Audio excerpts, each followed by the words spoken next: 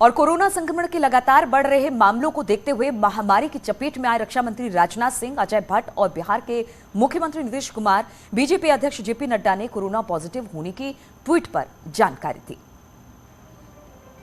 तो ये तमाम बड़े नेता हैं जो इस वक्त कोरोना संक्रमित पाए गए हैं। साथ ही उन्होंने ट्वीट कर जानकारी भी दी है, क्योंकि इनके संपर्क में बहुत सारे लोग आए हैं। ऐसे में इन्होंने एक तरह से लोगों को अलर्ट किया है कि अगर आप हमारे संपर्क में आए हैं तो आप अपना कोरोना टेस्ट जरूर करवा लें। और सीएम योगी आदित्यनाथ ने कोरोना को लेकर जनता के नाम एक संदेश भी दिया, जिसमें मुख्यमंत्री के सभी से उन्होंने वैक्सीन लगवाने की अपील की है। साथ ही कोरोना से ना घबराने की भी सलाह लोगों को दी है। प्रदेश की जनता जनार्दन ने प्रदेश के समग्र विकास और सुरक्षा में पिछले 5 वर्ष के दौरान निरंतर अपना सकारात्मक योगदान हमें दिया है। 5 वर्ष का हमारे साथ सरकार का यह कार्यकाल सफलतापूर्वक आगे बढ़ रहा है। इस दौरान पिछले 20-22 महीनों से न केवल उत्तर प्रदेश बल्कि देश और दुनिया इस सदी की सबसे बड़ी महामारी कोरोना से भी जूझ रही है।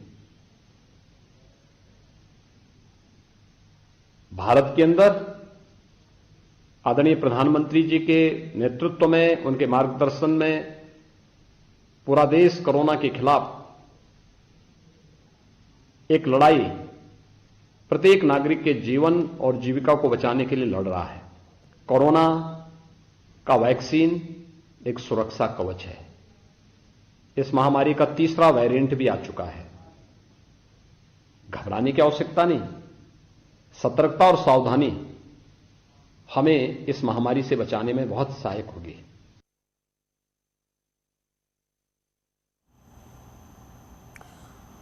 और उत्तर प्रदेश में सोमवार को कोरोना के रिकॉर्ड तोड़ मामले सामने आए। प्रदेश में 8,334 कोरोना के मामले मिले, जिसके बाद एक्टिव केसों की संख्या बढ़कर 33,946 हो गई है।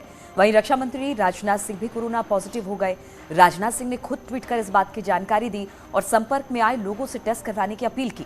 बाराबंकी में एक साथ 60 लोगों के कोरोना पॉजिटिव मिलने से हड़कंप मच गया। तो बिजनौर में 5 पुलिसकर्मी कोरोना पॉजिटिव पाए गए, जिन्हें बाद में क्वारंटीन कर दिया गया।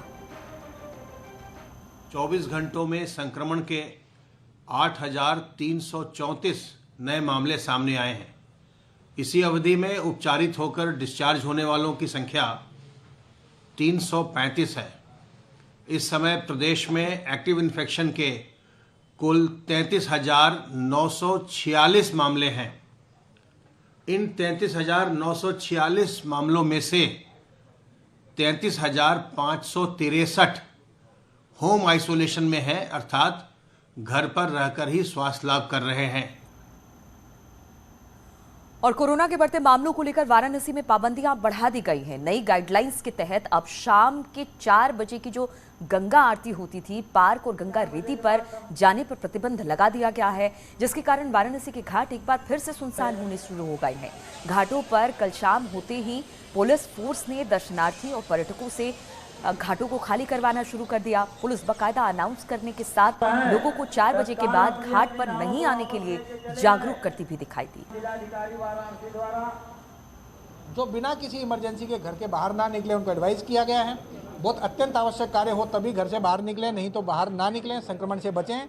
साथ ही ऐसी जगह जहाँ पे लोग आवश्यक कार्य से नहीं जाते हैं, जैसे 4 बजे के बाद विभिन्न प्रकार के पार्क हैं, खेल के स्टेडियम हैं, जो हमारे घाट हैं, गंगा के पार का एरिया है, उन जगहों पे किसी आवश्यक कार्य से जाना नहीं होता लोगों का 4 बजे के बाद, तो वो रिस्ट्रिक्शन लगाए गए हैं।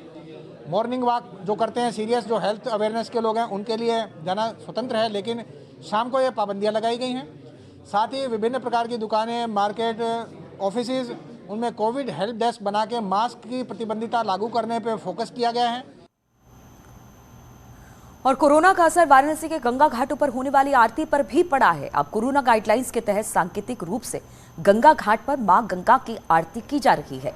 कोरोना के बढ़ते मामलों को देखते हुए प्रशासन ने धार्मिक स्थलों के लिए एडवाइजरी जारी की है, जिसके बाद से दशाश्वमेध घाट पर होने वाली प्रसिद्ध गंगा आरती के आयोजकों ने बड़ा कदम उठाया है।